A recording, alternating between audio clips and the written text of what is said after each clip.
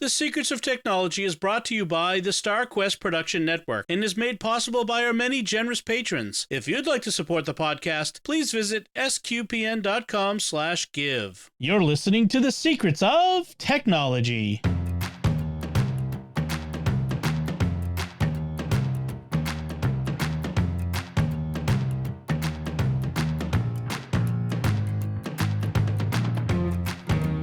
Hi, I'm Dom Bettinelli, and you're listening to The Secrets of Technology, where we discuss the technology news that's important to you from a uniquely Catholic point of view.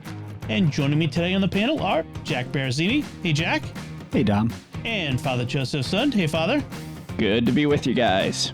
So I want to, before we get into the show, tell you about another show on the StarQuest Network you're sure to enjoy. And this is a special one for me because this is a new show. It's not even out yet. It'll be as we drop this show, it'll be about a week away. We'll be introducing a new show called The Secrets of Sacred Art, and it features Catherine Lafferty and Alex Murray, who are themselves artists. They're also super geeks, Star Wars, Star Trek, Lord of the Rings, all that sort of stuff. They're huge geek fans, and they're on other podcasts on the network, but they're also sacred artists themselves. And so they're going to be taking us on a journey through sacred art to explore what is sacred art and what can you learn from it, and what does it tell us about all that is good and true and beautiful in the world. So you want to check that out. That'll be, as I said, it'll be dropping on September 27th. Okay, I want to make sure I have the right date. And you'll find that in all the usual podcast directories or at sqpn.com/sacred art. You might want to give it a little if you go on September 27th and look for it in your directory or app or whatever, and it's not there. Some of them take a little while to catch up, but if you go to our website, it'll definitely be there. So excellent. So let's get into. That sounds like a really good one. Yes, we've been working on this for a long time, for months now, and there's some really good content there. So yeah, I really definitely encourage people to check it out. So we've got some feedback we wanted to start with. And first is a listener question. And listener Mike sent in this email. He says, years back, 2009, I set up 2 Gmail accounts. One I still use all the time, this one I'm emailing you with, and one with a non-identifying email address, trying at the time to protect my identity to some degree. Well, I haven't logged into the non-identifying email for years. It's the username for some of my older accounts, and it still auto-forwards everything it receives to this email address. But I can't get into it. The password is long forgotten. I use 1Password now, so never a problem. But you can imagine the frustration when the reset password links sent to that address expire by the time it forwards to this one. It's been so long, the password recovery methods they have now, or had then, and I didn't understand that I should set them up, have failed me. And of course, call a person? Nope. Can't find that avenue either. Am I missing something? Do you know a way I can get back control of my old Gmail address? So when he sent this in, Pat Scott emailed him back, and they had a little bit of back and forth. And she suggested 2 things.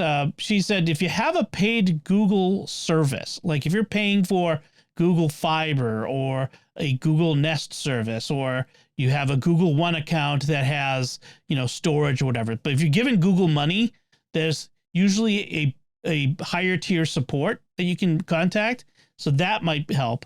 And there's also a link to a support document on Google for how to recover your Google account or Gmail. And there's a whole bunch of steps and links in there that you might try. But this is not an unusual problem, especially now that many of us have had various online accounts for a long, long time. I've had times where I've tried to get into an old account and the password doesn't work, or something has gone wrong, and I just cannot get into it, and I've had to abandon it.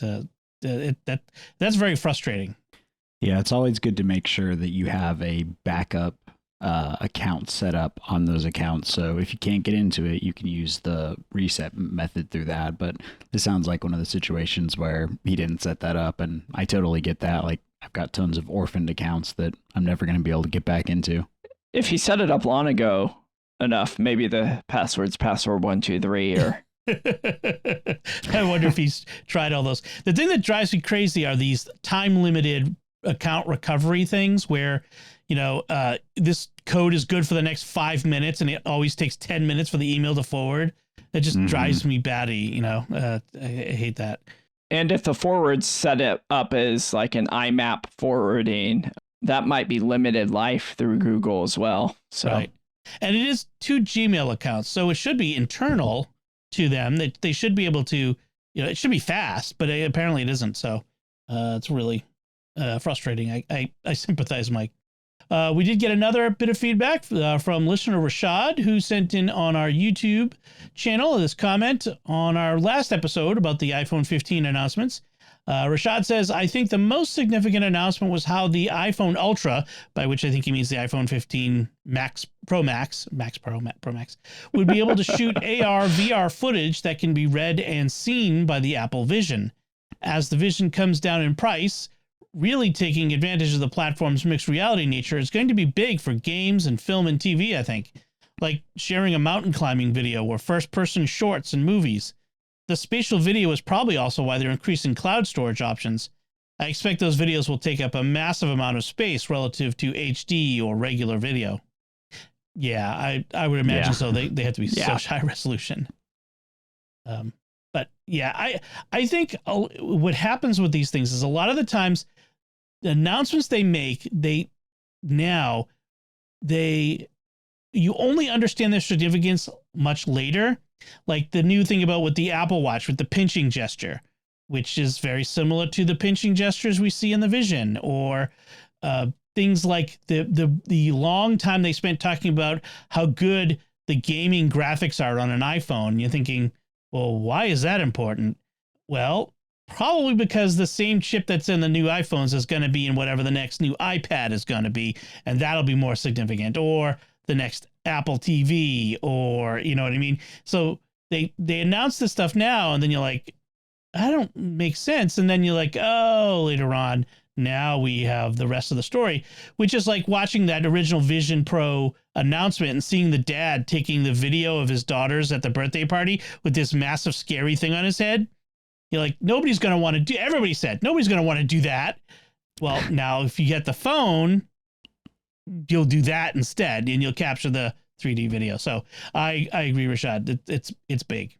I'm just thinking of those videos and the automatic upload to your photo stream on iCloud. Mm-hmm. I'm hoping there's some stopgap there to stop your large videos from automatically going to the iCloud and still sync your photos. Yeah, there's already settings for limiting how much will go up over your cellular connection versus Wi-Fi, like wait to Wi-Fi to sync for large stuff. So, but there's not there's no setting to what I've been able to find to see a difference of only upload my photos and don't upload my videos.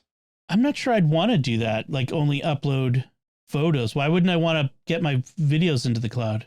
If I'm doing this super high def, that's going to take up my entire iCloud account. Well, I want to get it off my phone because I have less room on my phone, but don't forget they have the new straight to hard drive option too, where you can connect a hard drive or a Mac to it. You can with a tethered, and go right to that too. So I'm going to think, if I'm taking a lot of AR VR video on my new Apple Max, iPhone Max Pro, I'm going to get an SSD or something and save that.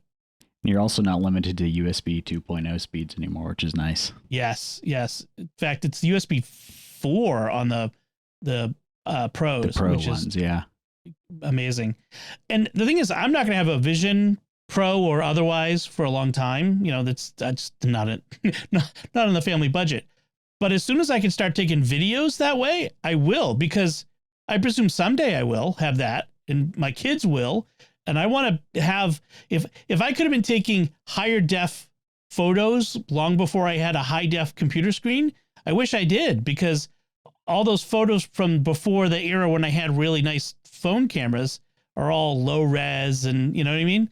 So I kind of, I'm looking forward ahead and saying, I want it like that. Mm-hmm. So, and the last thing I'll say about that is, because you have to hold the phone sideways to take the AR VR video, that means that we'll go back to the day of the proper way of taking video, which is landscape. I have long said that I wish that when you held your phone in portrait mode for video, it would just like not even let you record and tell you to flip it over. Yes, I hate that video. I do purposely troll my students that I'll bring them in to take a selfie and start out in portrait mode just to troll them. But So thank you both for your feedback. We love getting feedback on the show, and we like to be able to help and answer questions when we can. So if you have questions, definitely drop them in the email or YouTube or social media or our Discord. We do our best to help out. So let's get to our main topic, which is something fun. I thought, and these are the two people I knew I wanted to talk to about this. This is the Steam Deck is this amazing handheld gaming device from the company Valve. It's a dedicated portable game device. It's got a nice big screen on it. It's got controls, and it has access to the whole Valve library of games. And but it's more than just a game machine. It's a powerful Linux computer, as we've talked about before. And so one of the things we talk about is what else could you do with this besides just gaming? And so we did a little research, and so we want to talk about this. So, it is a real Linux computer with a real Linux operating system on it. So what else can we do? And so let's start with the basic question is why? Why would we want to do something besides just keep this as a gaming device? What would be the point? Is it just a gimmick? I think really, if you're into minimalism, you got your computer right there and your game device. You plug it into, of course, you're going to need a keyboard and a monitor and a mouse because trying to control it with just the joysticks and the little touchpads and an on-screen keyboard would be miserable. But you plug it into a USB-C dock just like any other laptop, and you've got a full desktop. Have you tried to use the mouse on the ordinary Steam Deck? Yes. Oh my goodness! My fingers are way too fat for that. Yeah, and that's one of the things is, it's not. This is a $450 device. It's not inexpensive. You're dropping I think it's $450. I forget now exactly what it is, but it's not the lowest model is, yes. Yeah, it's not an inexpensive device. It's inexpensive compared to, say my new cell phone, but it's you're still dropping hundreds of dollars on it. So you might as well get as much utility out of it as possible. But it's also designed to be a portable device. And so you can take it with you. And even if you have a very small portable keyboard, the screen is, it's at least the size of an iPad mini, right? Yeah, it's 7 inches.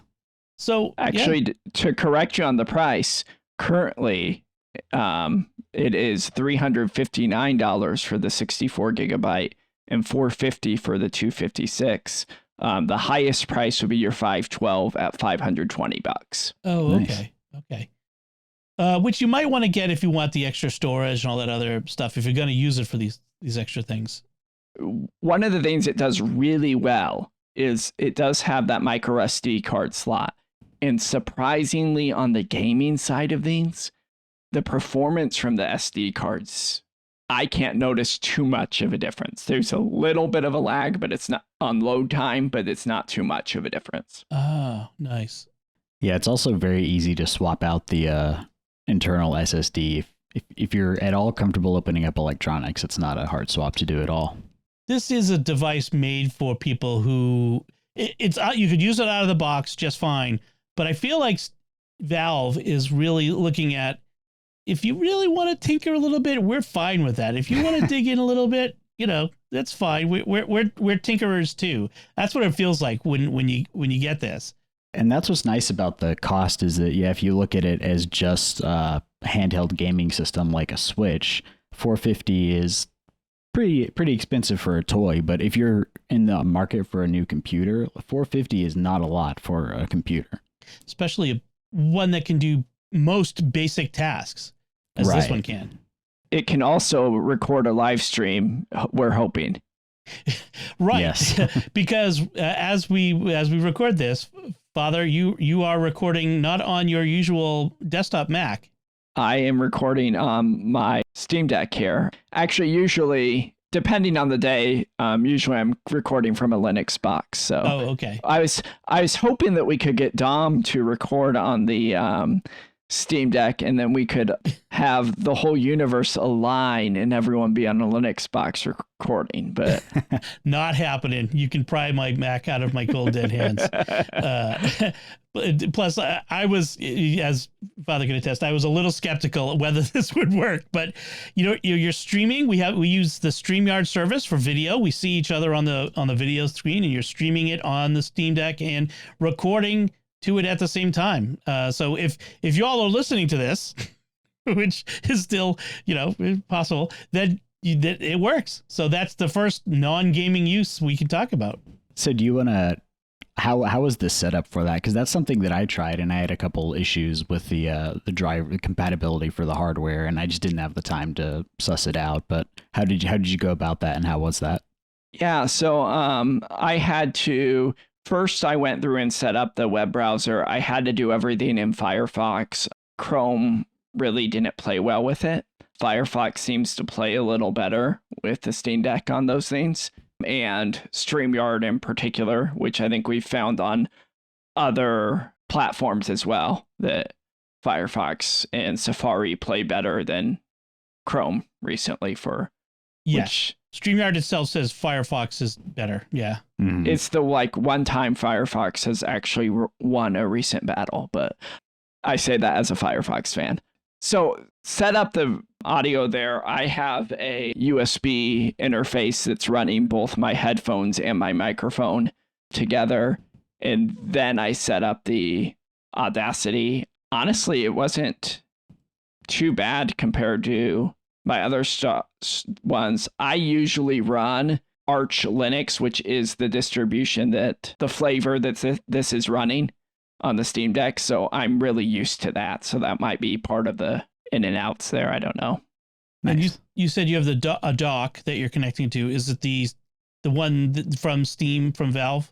It is not. One of the other things that I was just thinking through when Jack was saying he was setting his up is often when you're trying to run it as a computer, if you use the factory USB-C charger, it doesn't have enough oomph to be powering the other devices. And so that might have some. So I pulled out a more powerful USB-C charger to make sure I had the technical term of oomph there. So there is a Steam sale that unfortunately ends tomorrow or today as the episode drops. But the dock itself is usually around $80-$90. The one from Steam. There are third-party docks you can get. You can find them all over Amazon. So there was those as well, with varying amounts of connectivity, at ports and that sort of thing on them. And it would be, if you want to do something like this, it might be something to look at, because you do want that connectivity for monitors, webcams, mice. You can Bluetooth. It has Bluetooth, but you can also connect directly wired. I'll have to go through my Amazon history and pull up which dock mine is, and I can drop that in the show notes there. Okay, good. Yeah, and you don't need a dock that is specifically designed for the Steam Deck. A lot of those are nice because it gives you a place to set it up, and it looks nice, but any USB-C dock that works with a computer is going to work fine for the Steam Deck. Right. The one I get for my iPad works. So yeah. Well, that's good. All right. So let's talk about some of the things you can do with it besides podcasting. We'll have a couple of articles, and one of the articles is it's Steam Deck for Business, and they go through some of the things you can do. Like we mentioned, it has a built-in Firefox web browser, and thus anything you can do in a web browser, web applications that you use in a web browser can be used that way. But you can install other browsers, but Firefox is the one that comes with it. And you can, like we mentioned, connect an external monitor, keyboard, and mouse. You can install Office suites like LibreOffice. We've talked about that before. It's a open source Office suite. Word processor, spreadsheets, presentations, that sort of thing. You can put email software on it, text editors. You can even do image and audio and video editing, which I don't recommend. I mean, it's a nice little computer, but it really, I would think it has to have some good graphics to play the video games, but I don't know if it has the oomph to really do editing. What do you think? I've actually installed Reaper on mine, and I've played around with doing audio recordings on it. Plug it into the dock, plug in a MIDI keyboard, and install different virtual instruments on it. And all the limitations that I've run into with that are limitations that come from using Linux, not from the hardware on the Steam Deck itself. Interesting. Yeah, I mean, I guess it does have to have some pretty good, a GPU to do the games. Yeah, I guess. I mean, it sounds actually like an interesting idea if you want to have like a portable recording studio. Take it somewhere, record music or record podcasts on the road or whatever. I wonder if it would connect to my mixer. That would be a fun little experiment. It probably would without any issues. I've plugged it into the whatever that brand is that we use, the Focusrite. It works fine on that. Huh. My current setup right now, as we're streaming, I just felt the back of it because sometime the Steam Deck, one of its shortcomings is in intense gaming, it does get a little warm. Yeah. And it's about the normal temperature of regular gaming right now. So it's not doing a bad job. And you can buy coolers made for it that blow air on it and keep, draw the hot air away from it. So you could, these things already exist for the gaming purpose, and they'd be even better for this purpose as well. And one thing you should mention, battery life is not going to be great. Like, it's fine for gaming, but you're going to want to plug it in for any extended use. That's for sure. Yeah, you want to make sure definitely. You get plenty of power, and it can be kind of picky. Like you mentioned, Father, you want to give it something that gives it some wattage. So it's probably 65 to 100, I think, would be what you want. Unfortunately, my big complaint is the factory adapter that they give you with it is not adequate. Yeah, I would say. So other things you can do with it, I mentioned the audio and editing. One thing you can't do is print out of the box. Like, it doesn't have the printing subsystem for Linux installed called Cups. You can install it, but that requires some extra steps. Just when you fiddle with the systems, you have to do a lot of extra things. So it's not plug and play. You kind of have to know what you're doing to do it. But so not out of the box.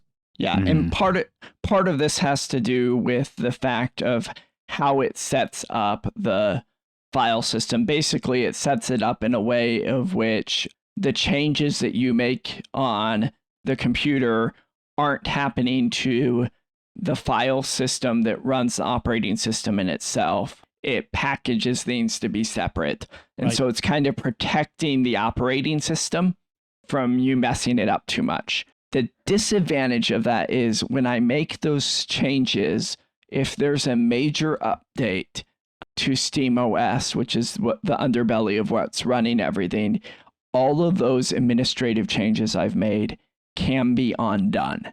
That doesn't mean my files are going to be deleted in my home folder or anything like that. But what it does mean is, say I installed the printer subsystem there, it might just wash that away. And so, unfortunately, that can happen. Right. So another thing I think is really cool is you can install Kindle for Linux if you have a lot of Amazon Kindle books and read books on this screen, which again is a pretty nice screen for for just even if you're just doing reading.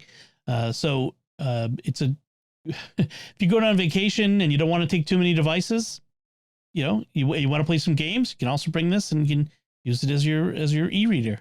They also make some cool cases that I've seen that have a little keyboard built into the front. It kind of flips open like a clamshell. And I think that'd be pretty nice if you want something small to like go to a coffee shop and write on. Like you don't need all the accoutrements for that when you're setting that up. So it's good if you just want something to jot notes down on. Or I've even thought about at some point in the future trying to program a game on the Steam Deck itself, like in Linux or in Python or something like that. Yeah, and then play it right there. Yeah, exactly. That's a good idea. You can even install Blender, which is a 3D modeling software on it, which is kind of fascinating.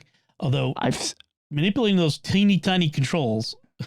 Oof. Yeah. I've seen videos of people doing it, and Blender does require some high processing power when you're using big parts of it, and it looks like it works well.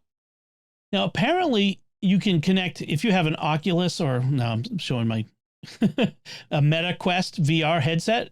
You can actually connect it. You can like a cable to cable connection using the special cable that they give you, and play VR games on it. Although I'm guessing it's not the higher end VR games, the ones that are more demanding.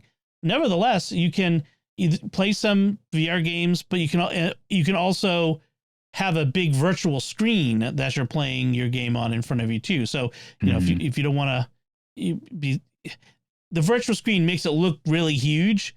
So if you don't have to have a big TV in the same room, you can just use the virtual screen, which is kind of an interesting idea. I kind of like that idea. So, I'm just trying to think of other things, making music there. You can put, home automation stuff on it, which I don't know that I would want to, keep my whole Steam Deck just for that, just, I don't know. That seems to be overkill. Yeah. What it looked like this article was talking about was to load your home automation server interface in the web browser and control it from there. It's what it looked like they were doing, because it showed the interface of the web browser, which is normally how you would interact. So that's kind of my guess, but just seems silly to me. If you use a program called EmuDeck, I think I've talked about that on the show before. It's where you load in all the emulators for playing games. They have apps in that section now where you can put like YouTube and Discord and even a straight link to the browser if you don't want to go out of gaming mode. So you can pull that stuff up all with like a nice interface right in the gaming mode of the Steam Deck. Yep. And one of the added features recently in the EmuDeck is the ability to do the Game Pass streaming through the Chrome browser. So I have done that, and depending on your internet connection, it plays pretty well. So you can play your Xbox games on the Microsoft Xbox Cloud Gaming. If you have a subscription to that, you are able to play those through your Steam Deck with a little bit of knowledge and going through, but the EmuDeck helps you through that. Right. It's also a good streaming device. Like if you're ever in a hotel, I've actually done this a few times. I'll take a USB-C to HDMI dongle, and most of the time you can unplug the HDMI cable from the back of the TV in the hotel, plug it in, and you can stream stuff right from there. I've done it with games, but you can also do it just if you want to stream Netflix or whatever your own video services are. It's good for that too. That's kind of so cool. You're not logging into Netflix on some random TV, which exactly they claim that they clear the credentials after every person logs out, but yeah, sure they do. Yeah, that's a great idea though. They bring it as your portable streaming entertainment device when you're on the road, and that's the thing is because it's so small and portable, you can and it's so versatile. You can bring it to do all kinds of things, and it replaces a lot of stuff that you might otherwise put in a travel bag, which I really like. One thing that it does really well with emulation, I recently raided my old PlayStation 2 game collection and ripped those to ISOs, and it does them really well. And if you're a college football fan, there's a project called NCAA Next, which they mod NCAA 2006 with modern rosters and 4K graphic overlays to bring it up to be a modern game, which is pretty impressive.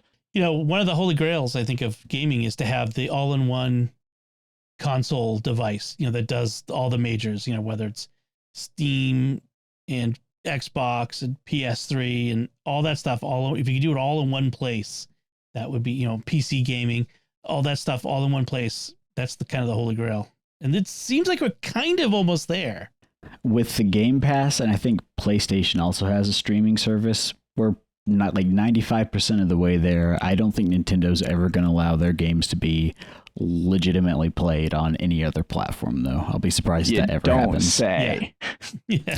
Yeah. But this sort of loophole that only the most dedicated can get through. I think that will probably work for a while anyway. I'm sure it will. Very good. And then the last thing I want to talk about is it's even used in war. And I think we brought this up once before, is in the Ukraine war. In Ukraine, the Ukrainian military has adapted the Steam Deck for use in remote controlled machine guns. These are, machine guns that are on tripods that with cameras on them, and so that a soldier doesn't have to be exposed to fire. They can look through the gun sight on the screen and manipulate it, control it, and shoot with it, which is kind of wild. This is the future of warfare. They're not autonomous. Just point to this. Not AI firing this. There's a soldier pressing the trigger. He just happens to be looking through a video camera while he does it. Linux is on the moon and it's fighting our wars. Yeah. It's interesting because I would presume that a lot of the soldiers who are manning this, they probably grew up playing video games with controllers. So it's a very natural control scheme to use. And because the Steam Deck is built on Linux, it's open source. So whatever you can write for it that runs on it, you can do it. Well, when the Defense Department was designing the new controls for its modern nuclear submarines, they knew that the helmsmen, the sailors, would be of a generation who are used to controls. And so the controller is basically shaped like an Xbox controller to pilot a submarine. So not a Logitech wireless one, though. No. and these are, probably $50,000 government contractor versions of the controller, as opposed to the $60 one you get off of Amazon. Now, I have to do this. Could you lose the controller, though? And then would they send out a bounty for people to find the controller? It's under the and cushions. have the public search for it. There's a air tag on it. That's all. Find my submarine. Oh man. Ukrainian game development is huge on the Steam store. So there's a lot of games that are developed out of Ukraine on the independent games. And so this isn't surprising that their soldier base is the people of Ukraine. And so it probably became the case that these same Steam developers turned around and developed the warfare stuff. Oh, yeah. Ukraine is like the Silicon Valley of Europe. I mean, they have a lot of really talented developers there. I've actually worked with some freelancers out of Ukraine, and one of the oldest Mac software companies was Mac Kiev from back in the 80s, making print shop something. I forget what it was. It was to print like greeting cards. I remember that. But yeah, they are talented programmers in Ukraine. So, and then we'll have another article from a columnist at Tech Radar. Tech Radar, that's what it is. About how he ditched his work laptop for a Steam Deck to see if he could. Yeah, and he did a week just using the Steam Deck as his computer, and he does a lot of what we talked about, using a keyboard and a monitor and plugging in and getting all the add-ons you're going to need. But at the end of the article, he talks about how it was a positive experience and he's probably going to use it going forward, and he kind of wants to see if he can convince his boss to transition his office over to Steam Decks rather than laptops. So more power to him. Wow, that is kind of wild. Will they be allowed to take gaming breaks? Who's going to know? You're on the Steam Deck anyways. I'm working, boss. Yeah. It is Tech Radar, so I guess you could be working playing games because you're researching. So excellent. All right. So that does it for that topic. We would love to hear from folks who might have other ideas for how they could use their Steam Deck in a non-gaming way, and let us know. You can send us feedback at technology@sqpn.com or leave us comments wherever you find the show. Before we move on, I want to take a moment to thank our patrons who make it possible for us to create the secrets of technology, including Ben H., Andrew S., Sharon Z., Ben D., and Mark G. Their generous donations at sqpn.com/give make it possible for us to continue the Secrets of Technology and all the shows at StarQuest and develop new shows like the Secrets of Sacred Art and other shows we've got plans for that we just need resources to bring them to fruition. So you can help by joining them by visiting sqpn.com/give. So we've got some headlines we want to talk about. And the first one is an interesting development. For a long time, Apple was one of the big tech companies opposed to the right to repair movement. And the right to repair movement is this consumer movement to make it so that it was easier, or at least not a violation of your terms of service, to repair your own devices or to bring it to a third-party repair shop. Well, Apple has endorsed a California law, a right to repair law, which is a huge turnaround. They've come out and said that we support this bill as written, and we would encourage it to be backed. And again, it was one of these situations where if it passes in California, basically it means that they'll be supporting this idea throughout the country and probably the world. And so what do you think of this, Apple's change of heart? I think it's great. As cynical as I can be about this kind of thing, I like that it seems like they're actually taking steps to move in this direction. You can get a lot of first-party Apple parts on iFixit now. They got a lot of guides you can use, and they even talked about the most recent announcement that they've made the back of the iPhone easy to replace, which is nice because that's probably one of the main pieces that breaks. Yes, the back and the front. Yep. Yeah, if they can make the screen easier to remove, but not too easy, right? And then I remember the earlier iMacs were so easy to repair. To get into, yeah. Yeah, you just had to have a couple suction cups and it pulled the magnets, and it was pretty easy to repair. And the bottom of it, the RAM was easily replaceable. And then since then, they kind of closed everything and glued everything and soldered everything together. And so hopefully this is a true reversal. I know when they first opened up that they were going to be towards right to repair, I think they had you could rent a kit to repair, but it was $1,000 deposit or something. No. What it was is they make all the tools that they have in the stores available for people to get, and they will ship it to you. And you're on the hook for it though. Like if you don't return it, they'll bill you, which is understandable. And some of these are pricey tools. I mean, when you get I think it was Micah Sargent at Twit who you got the set, and it was like all of these boxes, these Pelican containers full of these things to do the replacement. And he had some trouble. I think there was like a time limit on how long he could have the tools before he had to return them. And the parts that he needed to do the repair came after the window. So there's a little trouble in the beginning of the system, but I like the idea.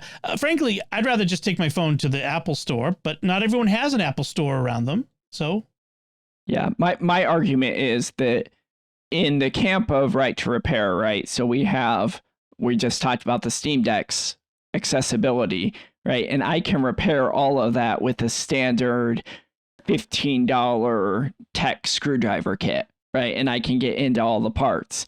The fact that Apple has to send you special equipment to open it, until that changes, I don't really see you as pro right to prepare, because you're still controlling who has access to repair.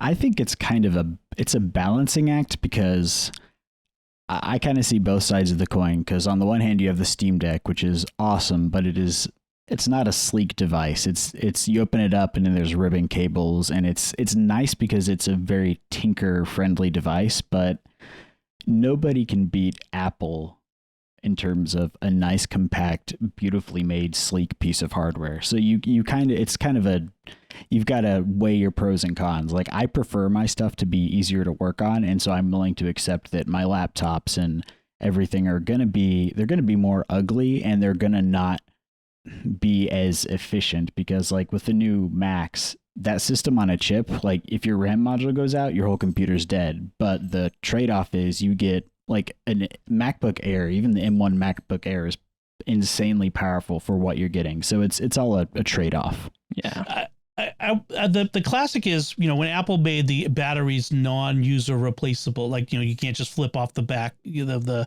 battery off the back of the phone, like every phone up to that point could do.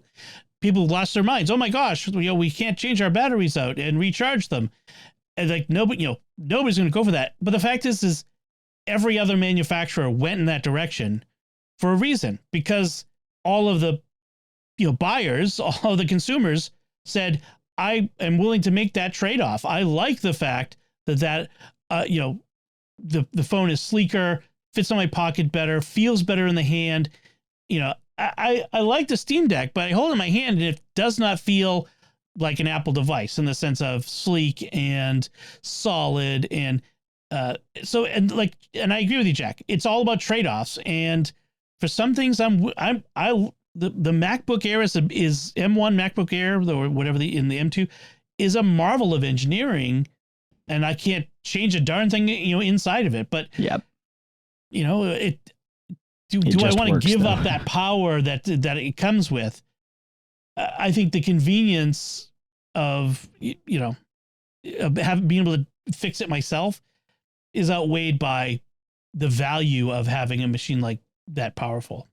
Mm-hmm. Yeah, and my M1 is still my favorite device. I mean, yes, but I can't stand that I can't open it up and soup it up even more, right? But that we are like the shade tree mechanics who we see all the cars coming out of Detroit or out of Japan, and it drives us crazy that we can't install aftermarket carburetors on them anymore. It's like I can't fiddle with it because it's all computerized and engineered, and I can't get in there and change things.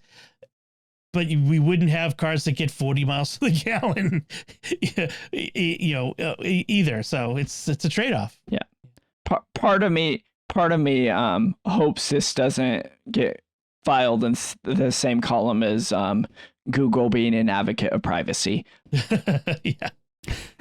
Apple's not doing this out of the goodness of their hearts. Let's put it that way. But it would be both the right to repair and also gives the openness of technology. So there's a trade-off here also, that when you give the right to repair, your tech is easier to open, thus some of the reverse engineering things become easier too.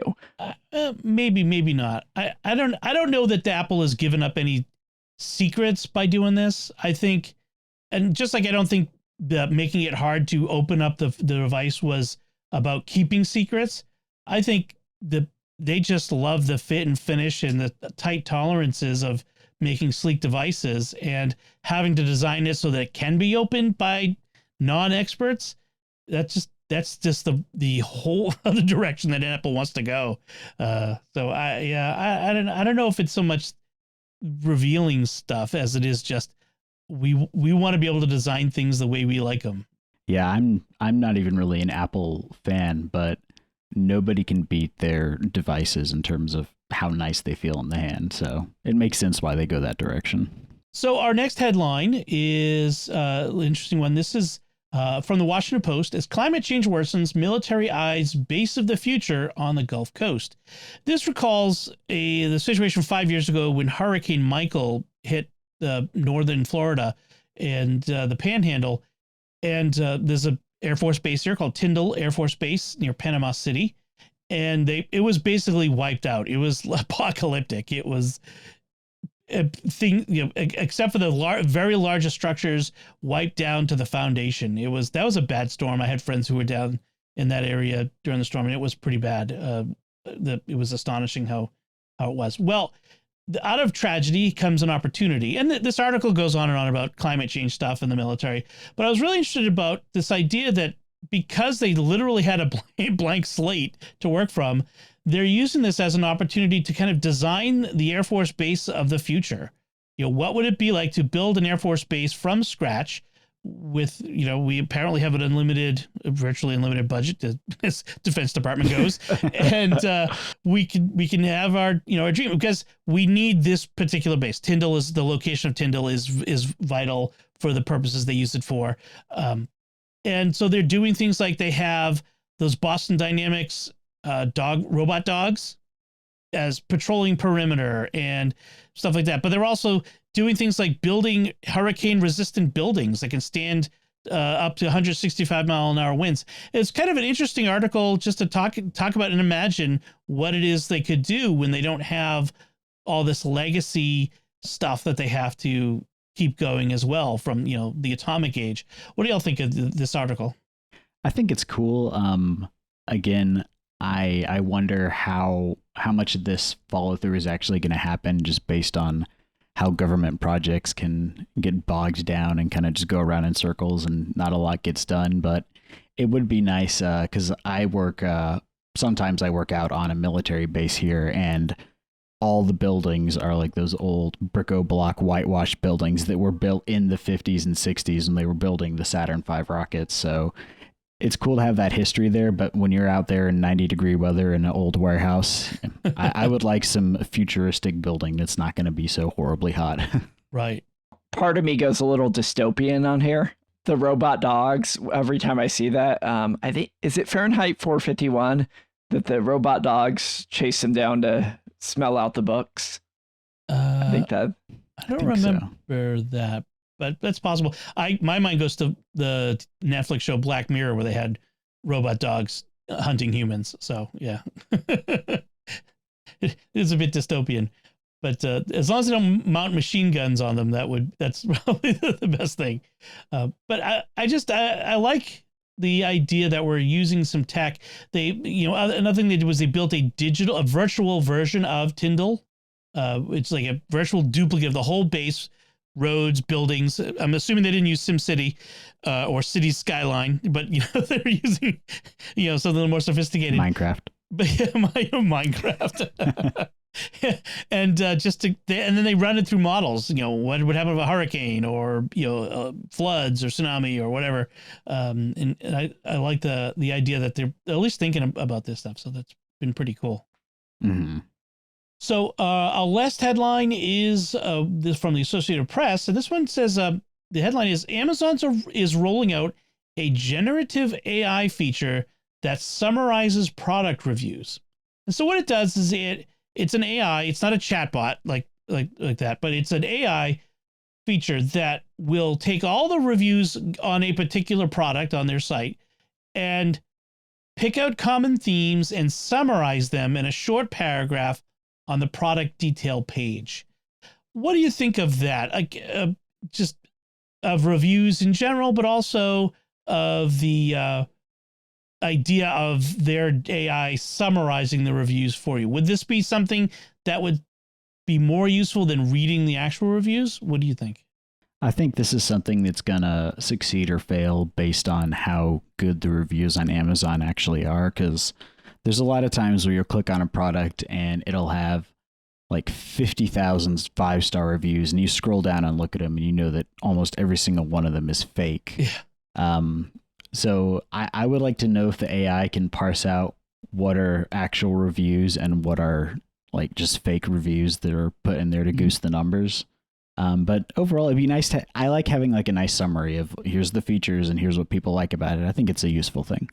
So I went and looked on my own Amazon account, and at least on my Amazon business account, it's already rolled out on it. And I was looking on, especially pulling up both an area where people are very opinionated, which is video cards. So I pulled up video cards of ones that I knew to be very poor video cards that claimed to be good, and then ones that were the top of the line. And it seemed to hit them pretty right on what I knew the reviews should be for the video cards. So that was kind of fun to look at, to see the knockoffs actually did get like this lags during gaming. So it just kind of gave it as a summary, like the majority of the reviewers find that this is a good card for the price for basic computing, but seems to lag on the gaming side or things like that. And so it's a nice summary. Unfortunately, it doesn't give you the humor that some of the Amazon reviews did at times, which is part of the joy of Amazon reviews, is sometimes you come across that one person that these gummy bears saved their life. Yeah. Or the 1-star reviews that are inexplicable in their, like, the reason why they didn't like the product was, I remember one, it was for a blender, and he was like, it didn't work properly when I was holding it in my lap. And I'm like, why are you holding it in your lap? Like, what is wrong with you? So, but Jack, I agree with you. I think actually the better use of AI would be to use it to suss out bad reviews, fake reviews, and get rid of them, because that's the bigger scourge for me. Like I'm perfectly fine looking at a variety of people's reviews, and I can figure out which ones, I can look at them and go, after looking at a bunch, I look at a bunch of 4 and 5-star reviews, and I look at the 2-star reviews, because I never look at the 1-star reviews. And I feel like I get a pretty good, honest accounting, as long as it's not filled with those junky fake reviews. And that's, I agree with you. I think that would be the thing I would want from Amazon, more than a summary. I would kind of like to see that on hotel reviews, the AI thing. A lot of hotel reviews are a little more reliable, that people actually put reviews on them because they've, it costs you a little more to stay at a hotel than to buy your $10 pack of gummy bears. But to be able to summarize the reviews of hotels, and just, if a third-party service could do that, you can send me a check for my business idea. I haven't tried this out, but I wonder if you could just paste a link to a hotel you're looking at into ChatGPT and ask for it to summarize the reviews for you. It doesn't yet take like links and then go look at them. That's the thing that kind of, the one thing it doesn't do yet, and I wish it did, or there was another one that would do it, because that would really be a leap ahead. Like, look at this web page and tell me what, summarize it, or summarize all the things at this site, or something on those lines could really be useful, but you just can't do that yet. It's really all going to come from what it knows based on what was on the internet 2 years ago, basically. Yeah. And I wonder how much of that has to do with intellectual property. I think it's probably more to do with server resources. I don't think they feel like they could keep up with the demand if they had to be out scraping web pages on a regular basis. Otherwise, they'd be incorporating this stuff into the language model on an ongoing basis. But I just don't think they can. There's probably a whole process by which they have to build the model, where they have to render it, to use a certain term, which is probably inaccurate. But where they have to incorporate the data and then build the model. That's been one of the things I've heard about why Siri is not as good as it could be, which is that everything it does, every new thing has to be hard coded in, and it's become unwieldy and it has to be replaced.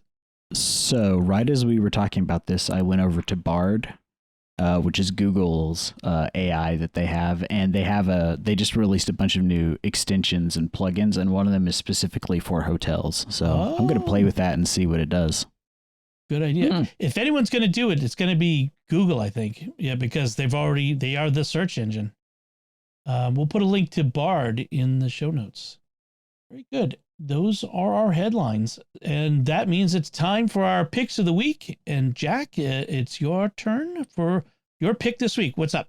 Awesome. My pick is not anything that costs any money, which is nice.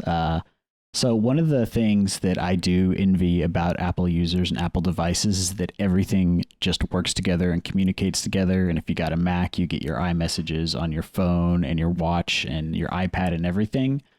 There is a nice workaround, though, if you are an Android user, is that you can go to messages.google.com and you just connect your phone to your Google account there, and you get cross-device texting. All you need is a browser and your phone, and it works really well. I use it on all my computers, and it kind of closes the gap there that Android doesn't really have in its ecosystem. That is great. Yeah, I love the fact that I can sit down on my computer and type out something in iMessages. Yes. I'll still call it iMessages because that's what. Yeah, that is a bonus because sometimes you need a keyboard. I'm not a thumb jockey as much as a younger generation, I suppose, but sometimes I just need a keyboard to get my thoughts out. Yep. So, but this looks like a good solution. Doesn't cost a penny. Excellent. Father Joseph, what is your pick this week? Mine has to do with a new feature on iOS 17. I was in the beta group, so I've been playing with this for a little while.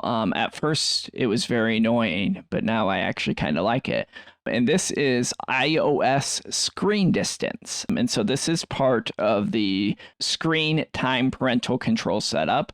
We'll have an article from 9 to 5 Mac that tells you how to set it all up. But what it does is it helps you to keep that arm length distance of your phone from your face. All of us, when we use our phones, I think slowly the phone comes closer and closer and closer to your eyes.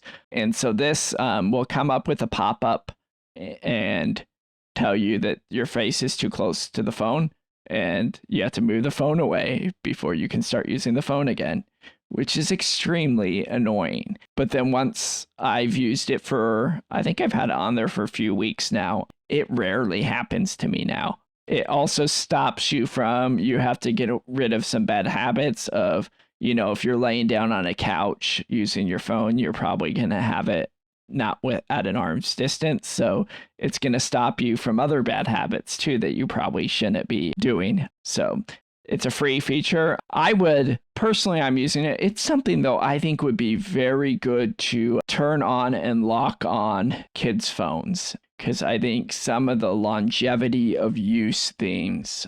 They specifically talked about this when they're introducing the feature for kids specifically, because it can cause myopia in developing eyes. You want to avoid that. So I agree. If you have a child on your account, like, so you have a family account and you have a child on your account and they update their phone, it sends an email to the account holder, the parent usually, which has happened for me, letting you know, oh, this device has been updated iOS 17 and here are the new things in screen time that for you to check out on their device. And that was one of them. So that's actually really good. And just to point out, it's not just a parental control. Like, screen time is for yourself as well. It's to help you develop good habits and avoid misusing the device in bad ways. One piece of pastoral advice for adults here. Screen time is a very good accountability thing for you to, if you're married, to have with your spouse. And if you're not married, maybe a good friend is on those screen time things. You can set parental controls in those. You can set time limits and things like that, and to allow your spouse or someone else who keeps you accountable to set the screen time password, and for you not to be the one into control of it, can really help to curb and cut the narration of sin down. We'll just put it at that. I'm not sure how you would set up the password on your own account. So when you set it up, it will set up the screen time thing, and it asks you for an email address to set it up, and you can put an email address for recovery separate from your own. Now, there is, it being your own account, yes, it would be fairly easy for you to reset the device on your own doing a few things, but remember that then the person will know that you've done that. Your accountability person, when they ask to see it, their passcode's going to be wiped from that. So they're going to know that you did it eventually. Interesting. Mm-hmm. We'll have to dig into that in some more depth in a future episode, because that's interesting, the idea of tech accountability, whether you want to do it or not, and how you would do it in various places. I think it's an interesting topic. So my pick this week is another piece of smart home technology, and it comes from the company Aqara, who are really good at making inexpensive devices, I have to say. Like, their stuff does not cost very much. This is the Aqara vibration sensor, and it's less than $20. It actually has a coupon right now. It's like $17.90 or something like that. And what it does is it it senses vibrations, just as it says. And well, why would I want to do that? Well, there are a lot of places where you want to have a vibration trigger for something. So one of the classics a lot of people use this for is they put it on their washing machine or dryer. And when it senses that vibrations have stopped, it can send you a notification. The dryer has stopped. The washing machine has stopped. I know of one automator has motion controlled lights in the room. So they have like a motion sensor so that when they're not in the room, it turns the lights off and whatnot. But a lot of us sometimes sit a little too still at our desk while we're reading or whatever, and we don't move a lot. And the sensor, I had this happen. I used to have light sensors in this office, and it would like turn off the lights in the middle of a podcast or something. I'd be waving my arm around like, turn on. So what she does is she put one of these sensors on her chair. So we all make micro movements when we're sitting in a swivel chair, and so, or any chair. And so it was sensitive enough to sense those movements and would keep neat. The lights on. So there's a couple of steps you have to take in order to do it. But I just really like this idea of these very innovative, interesting little sensors for measuring our environment and doing interesting things with it.